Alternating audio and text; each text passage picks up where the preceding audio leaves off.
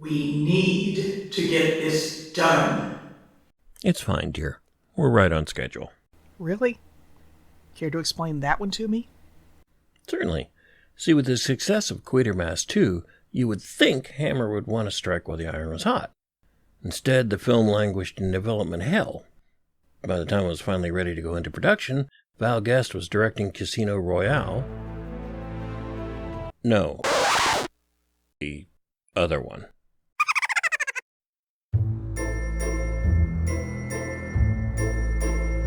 Also, Brian Dunleavy had retired, and so he wasn't available either. This time out, Roy Ward Baker took over the reins. The script was again written by Nigel Neal. The movie was finally released in 1967, almost 10 years after Quatermass 2. If you think about it like that, I guess we're not doing too bad just getting the review out now.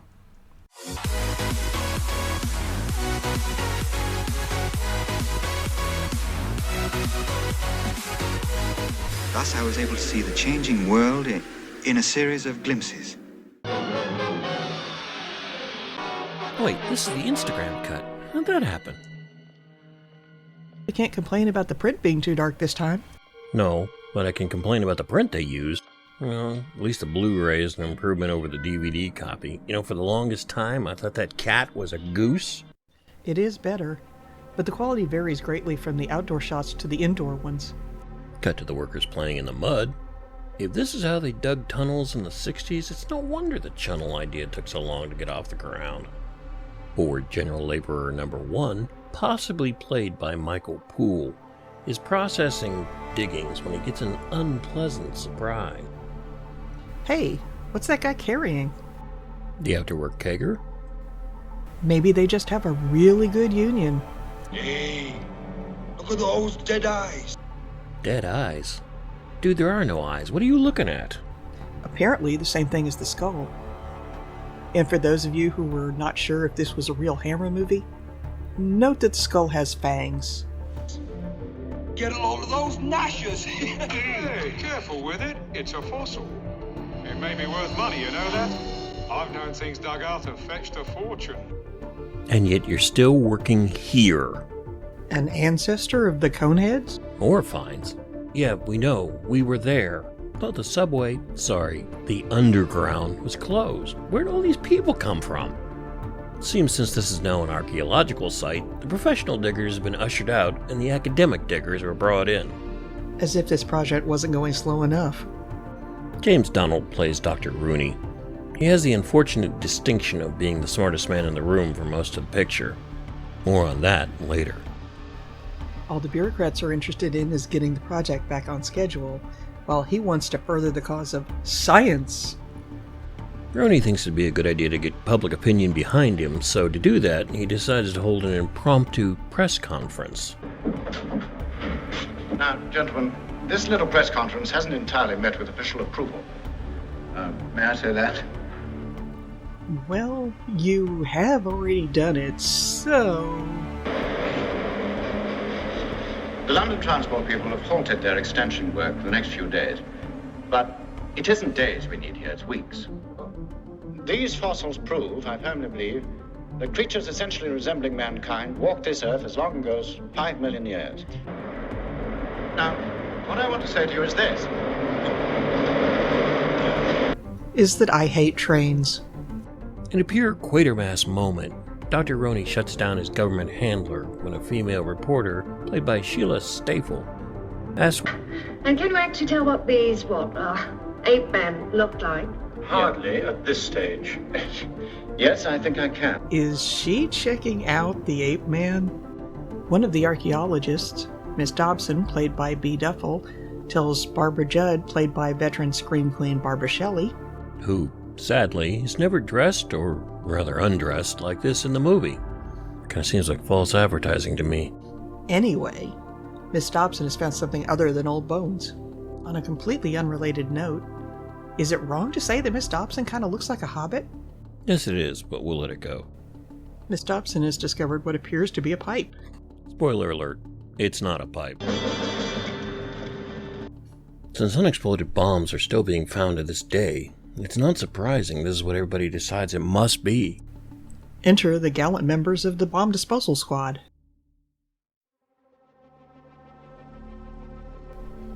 Roni is not impressed.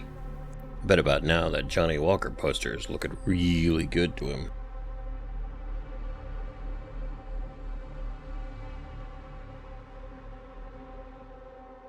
Just toss that anywhere. Using a magnetic probe, they become a little concerned when they realize this World War II blockbuster is not made of steel. So not knowing what it is, they decide to dig it out. Carefully. Roni wants to know how long it's going to take them to finish digging in the mud so he can get back to digging in the mud. Well, he was there first. Being the diplomat he is, the doc asks him to call in someone a little older, with some wartime experience perhaps, i.e. not you. Turns out that's exactly what he was intending to do. What is there to argue about? And then there's this asshole. We are introduced to the requisite military a-hole of the picture, Colonel Breen, played by Julian Glover. We also discover the rocket group is being handed over to the military by government bureaucrat Howell, played by Peter Copley. And no, the Q-Man is not happy about it. Even so, it's nice to know his model makers are keeping busy. Yeah. How many people do you think we can endanger with that thing? Professor Quatermass, the quintessential English scientist, is played this time by Scotsman Andrew Keir. No word on what Nigel Neal thought about it. Q is not happy about the government reasserting control over his rocket group. Colonel Breen, my rocket group has been intended all along for peaceful scientific research. Professor Quatermass, your rocket group? Yes, mine. Just because they pay for it. Breen notes that there will be permanent bases on the moon in 10 years. Military bases, obviously. Kinda makes me miss Dunleavy. He wouldn't have taken any crap from this colonel. You deliberately launched that rocket without waiting for official sanction. If the whole world waited for official sanction, it'd be standing still. You took too long. I made my own decision. So, I guess they forgave Quatermass for nuking Australia? No, that's the other continuity, dear. Dang, it's hard to keep those things straight. Anyway, Quatermass is very displeased that the moon bases Breen envisions are military. Breen tries to make nice, even inviting Quatermass to dinner at his club. Then he gets word of the very odd bomb in the underground. In the spirit of camaraderie the two men just exude, he invites his new bestie to come with. Let us through. We're important. Breen apparently didn't actually intend to allow Quatermass to come into the underground with him. By the time the men descend into the tunnel, the bomb squad have exposed quite a bit of the quote-unquote missile. While Breen and the Q-Man discuss what it might be, one of the men unearths another skull in the hollow beneath the whatever it is. Before the soldiers can get to him, Roni is sprinting in, heading straight for the find. Somebody was eavesdropping. Obviously not up on current events, Breen snags Roni and demands to know who he is and what he's doing there. Roni is having none of it.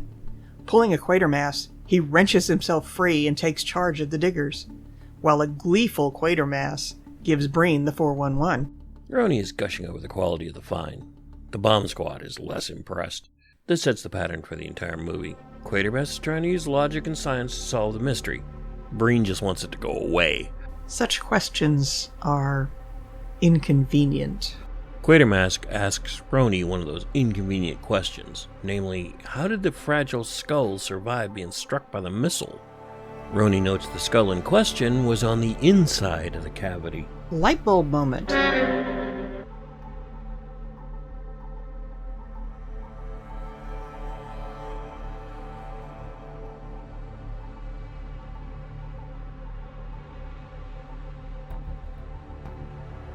Quatermass goes to speak to Breen, who is checking on what ordnance fell on the area during the war.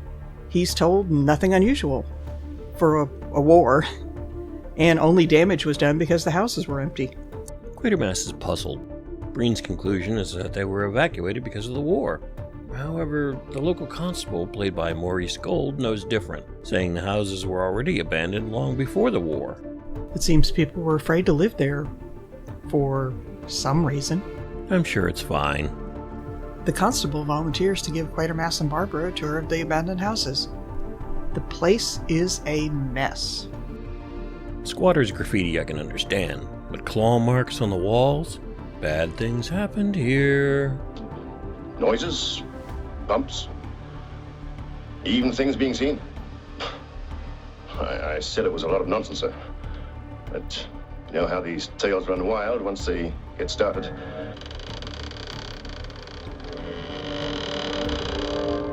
The longer he is in the house, however, the more he begins sweating and shaking. I'm thinking this could be a bad sign. Kids playing around made him. Kids. Right. Hobbs Lane. They've changed the spelling.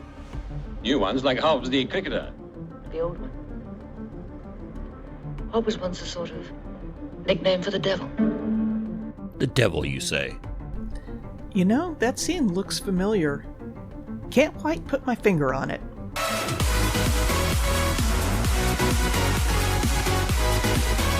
Now this is a high-tech operation. They even have a machine that goes ping. We couldn't find out who played Mr. Johnson here, but he's currently having his brain scanned for science. I've got it all charted somewhere. Dr. Roney. Brilliant archaeologist. But his notes are about as organized as... Meanwhile, Barbara has gone digging into the newspaper archives. Whatever she turned up really bothers her, but Quatermass, having been told the ape men are in fact not aliens, has lost interest. Until she points out that the other incidents seem to be related to the same underground station they are investigating now. Meanwhile, back at the station, Breen's men have completely uncovered something that is definitely not a sewer pipe. They try all sorts of tests, however it is completely resistant to the heat of an oxyacetylene torch. They do find a sealed chamber, but it gives anyone who touches it a case of frostbite. Per Breen's men, the surface is hard as diamond and slick as glass. But Quatermass notices an odd pattern of scratches. Well, exactly. They form a pentacle. One of the Kabbalistic signs used in ancient magic. That is not a pentacle. So how does a rocket scientist know about ancient magic symbols? Resistant to heat of 3,000 degrees. Harder than diamond. That's the material every rocket engineer's been looking for. I'm saying Quatermass is having a bit of rocket envy. Quatermass's drooling is interrupted by a scream.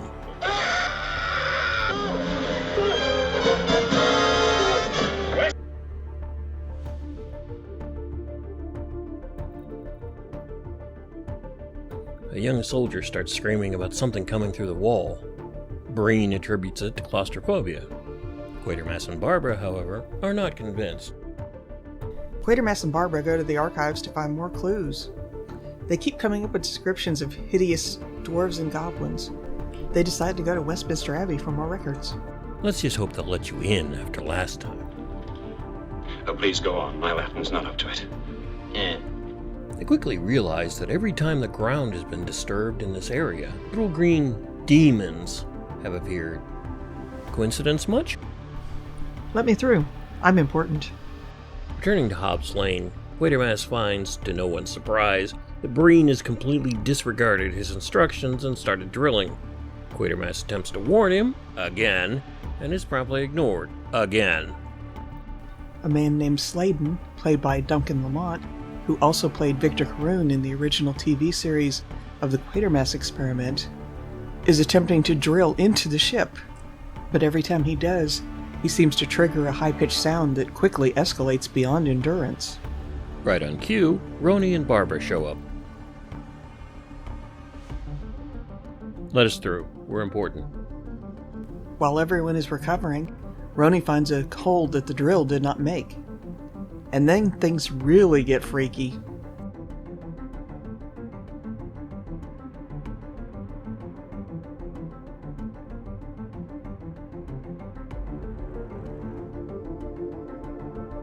So, the Martians were ancient crickets? Well, that explains the need for the heavy mecha. The bugs immediately start to decay. And yes, they apparently smell as bad as they look. The stench is like rotting fish. That's what you want to hear. What is it? It's a giant space cricket. What do you think it is? Meanwhile, Quatermass returns to his first love and is examining the spacecraft in detail. He speculates that the ship itself is at least partially sentient. As usual, Breen is not impressed. Back at the lab, Ronnie's people are doing their best to dissect and preserve the rapidly decaying Martians. Even Quatermass lends a hand. Ronnie offhandedly remarks that no earthly arthropods have that tripod arrangement of legs. They come to the conclusion that the crickets are from Mars. In the meantime, reporters have laid siege to the building demanding a story. In a very un-Quatermass-like move, he gives them one, complete with evidence. Let us through. We're important.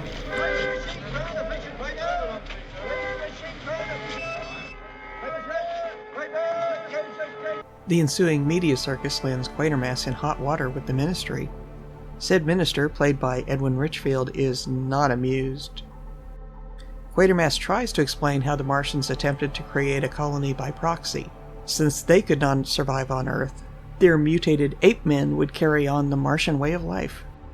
Breen calls BS, convinced the whole thing is a grand propaganda stunt by the Third Reich in the closing days of the war. Surprise, surprise, the minister sides with Breen. Ministry of Defense here, Howell speaking. Breen. Give me the Home Secretary. Tell him. Tell him. I told you I had an explanation. The Germans in 1944. Oh, Breen, you can't still be hanging on to that. Professor Quatermass, you are an expert in certain fields, I in others. One of my specializations is weapons, and another military propaganda, so kindly allow me my opinion without interrupting. These sacks. Couldn't we have forgotten them, Sarge? No. Army property, very precious. Since they had been told everything is hunky-dory, the military are cleaning up, clearing out, and moving on. Unfortunately, they forgot to tell Sladen. He also tried to slip out with his tools. For shame. Hey, come off it. My toolbox. While he is getting the rest of his stuff, Barbara goes to pick up their stuff. And then things get weird. The alien ship has found a receptive host. Don't you mean guinea pig? Same thing.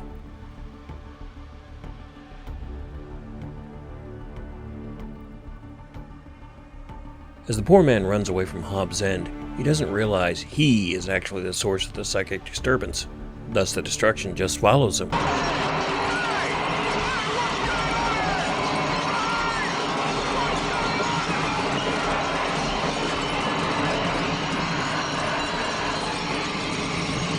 Having followed the trail of destruction to the nearby church, Barbara gets Quatermass and they try to find out what the hell just happened. The vicar, played by Thomas Heathcote, is sure the man has been in contact with spiritual evil. Well, dealing with that is part of his job description. Do you remember objects doing that? Moving by themselves? Yeah! I had to run to get away. They were coming. Who? What way? Them! One memory at a time, please.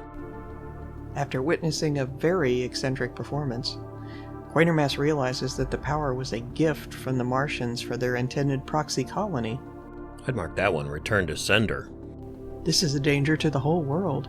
Barbara wants to tell Breen, but Quatermass knows he will not believe them. So they go to the Institute to try to get some kind of proof. To that end, Quatermass rings up the rocket base and has one of the lackeys, an uncredited tech named Jerry, bring some specialized commo gear to London. Ronnie volunteers to wear the silly hat and have his brain scanned. The scan shows nothing. Until he nods off, and they realize they're videotaping his dream. The Q-Man decides to take a turn with the silly hat inside the spaceship. Very bad things quickly start happening, but it's not Quatermass that's causing them. It turns out that Barbara is the sensitive one. She starts shaking the place apart and even levitating. They also pick up what she's seeing, a million-year-old memory of a purge of the Martian hives. Freaky concept, but sadly the primitive visual effects sapped the scene of all the drama Baker and Neal were going for. Even if the effects had been better, Breen would still likely not have been impressed. He is completely sure that he is right about the whole thing being just a German propaganda stunt from the war. He is not entertaining any other explanation. And so, with all notions of the boogeyman from Mars safely banished back into the closet, The government types are inviting the press to the dig site to prove that everything is going to be just fine. Professor Quatermass, I don't believe that you're right in this matter. You are ridiculously wrong. Let us through. We're important. Why is ABC broadcasting this and not the BBC? Just asking. One of the uncredited technicians is concerned about having all that electronic equipment down there. He's not sure the generator can take it. He's told not to worry as they continue rolling out more power cables. Like the inside? Why not? I'll get them to run out further extensions. I'm sure that won't come back to bite him in the ass. At the press conference, Breen finally has the spotlight all to himself as he assures everyone once again that they are in no danger from the hoax spaceship. Quatermass is having none of it, confronting Colonel Breen one last time. While the two men measure themselves, the spaceship decides it's tired of being ignored. Sir, we've...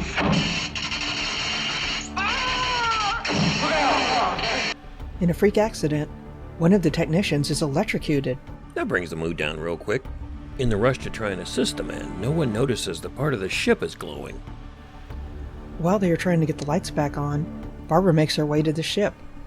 She tries to warn them that the ship is coming alive. No one believes her. At first. Quatermass is trying to get everyone to leave when the lights go out again. And that's when shit gets real. Just when you thought it couldn't get any worse, everything goes all Raiders of the Lost Ark. Let us through. We're scared. The ship's fully awake, and it is cranky. We are talking full-on hug your mama, kiss your dog goodbye apocalypse. Even Quatermass is caught up in the insanity, being dragged along until he is finally pulled into a pub by Roni. The Q-Man is seeing alien grasshoppers on the rampage, but Roni is completely unaffected. While they try to puzzle things out, Colonel Breen is drawn to the ship, where he meets a very nasty end.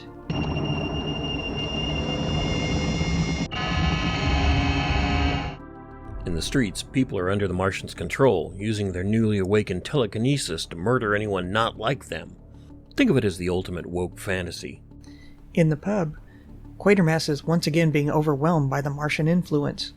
He almost kills Roni, but the professor appeals to his humanity and snaps him out of it. Roni has a plan, but he won't share. They stumble through the streets, watching all London being torn apart telekinetically, when the apparition of a giant horned devil suddenly appears over the city. Well, this can't be good. Roni spills his plan. Since the devil's enemy was iron, use the metal to dissipate the Martians' energy into the earth. They spot a massive crane, which should do the trick. About this time, they cross paths with Barbara again. Unfortunately, now she's playing for the other team. Roni persuades Quatermass to try and snap Barbara out of her trance. He uses this as a diversion while he climbs the crane. Nice right cross, Prof. Nice to see chivalry isn't dead. Jeez. Roni's plan works. Unfortunately, he does not survive it. And that's where it ends. We watch a dazed Quatermass and Barbara just sort of hang around, leaning on things as the credits roll. This is one of the weirdest endings I have ever seen.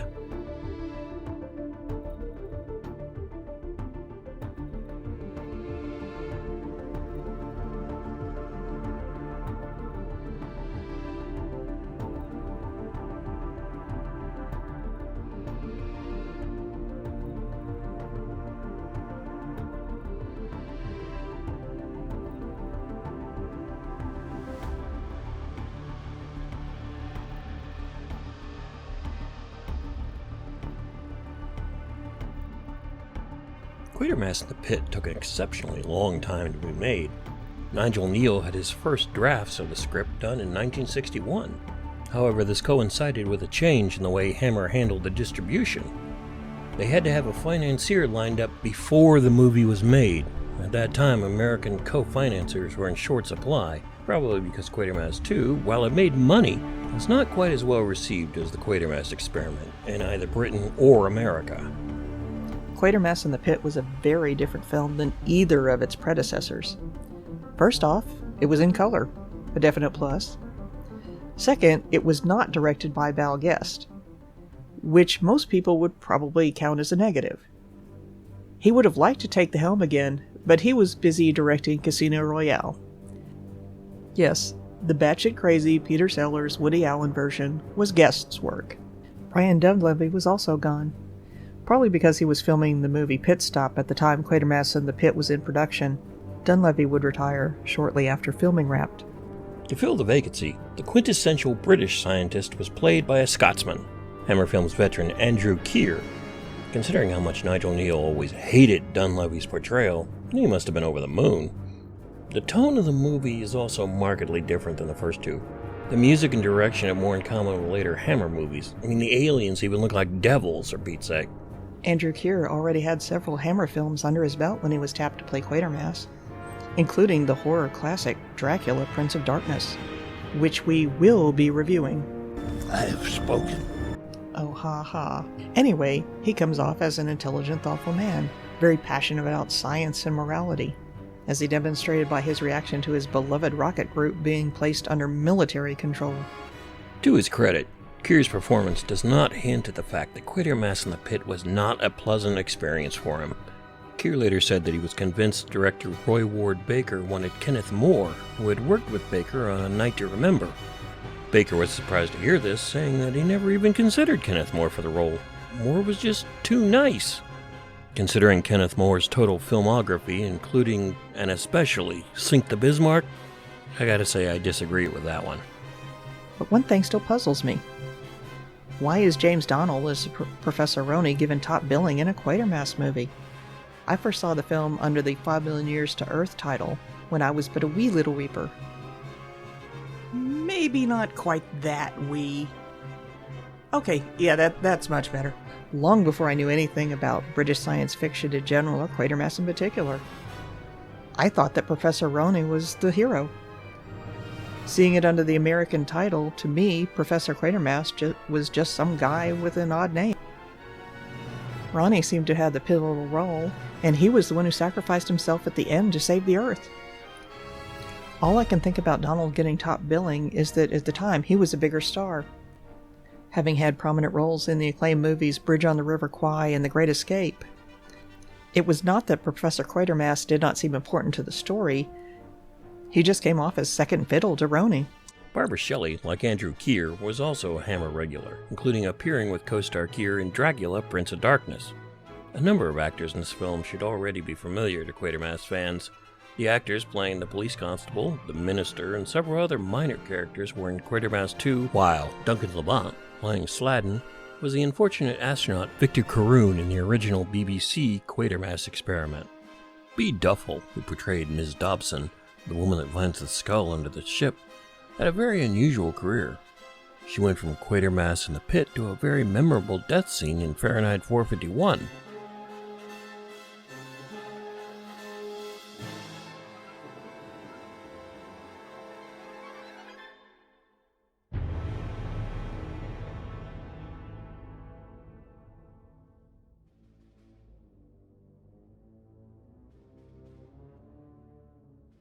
Also guesting on TV classic Prisoner, and eventually Monty Python and the Holy Grail. You go, girl. Finally, like the works before it, this finale story differed greatly between the film and the serial, perhaps even more than the other movies. The serial's resolution was far less spectacular. Quatermass and Roney get some iron chain. Quatermass once again succumbs to the Martians, so Roney ends up throwing it at the Martian apparition. He and the spaceship turn to dust. The end. He doesn't quite have the cinematic punch of riding a massive crane and giving the Martians a symbolic middle finger at the same time. Obviously, decades worth of advances in effects technology combined with a movie budget, even Hammer Studios' movie budget, makes a heck of a difference.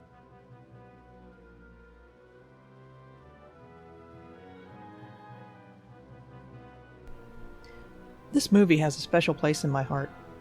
Long before I had ever heard of Doctor Who, let alone Quatermass or any other British sci-fi, I was a fan of Hammer horror. I loved their Dracula and Frankenstein movies. If it came from Hammer, I was glued to the TV. So naturally, when 5 Million Years to Earth, as it was known over here, came on, I had my popcorn ready. This movie was very different from pretty much anything I had ever seen before. What at first appeared to be an archaeological mystery ends up as a full-blown alien apocalypse. This movie was amazing. And it was scary. Especially Breen's untimely demise. That's all for me this time out. I have to get back to work. Be careful out there. You don't want to meet me in person. So, if you're looking for a classic sci-fi movie that subverts your expectations, in a good way this time, or you just like seeing ancient Martians posing as Old Scratch himself, boy do we have a recommendation for you. And as well as Andrew Keir handles the role, a nostalgic part of me will always wonder what Dunleavy and Val Guest could have done with this. But never confuse idle speculation with memory. I'm the Hammerson, and that's what I remember.